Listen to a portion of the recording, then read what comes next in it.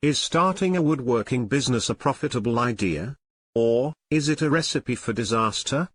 Many of us have preconceived notions about the woodworking industry and the profitability, or lack thereof, for business owners in this niche. The fact is, there are profitable and highly successful woodworking businesses. But, there are also those that lose money and eventually go out of business. The same could be said about any business or industry. If one person or company can thrive, then the potential is certainly there for everyone who starts a woodworking business of any sort.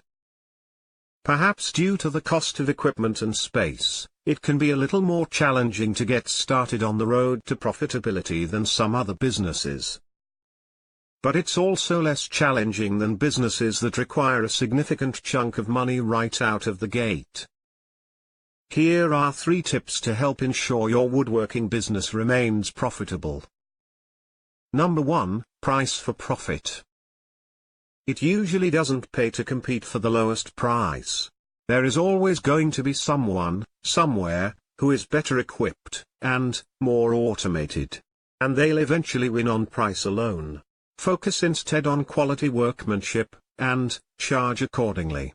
Lots of customers want better quality than that which is available on lower priced items. Number 2, make marketing something you do on a regular basis. When a small woodworking shop fails, it's most often due to a lack of customers and revenue.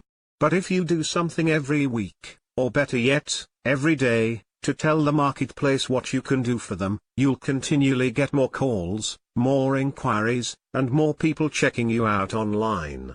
These are interested prospects with the potential to place an order, and provide a cash infusion to your business. Consistent marketing of your business tends to keep the cash flowing. Number 3, let your business fund itself. If you want to absolutely minimize your risk, start your business on a shoestring, with the tools and equipment you already have. Work from your home shop. Get some orders coming in and then, do the best you can to fulfill them, without purchasing additional equipment.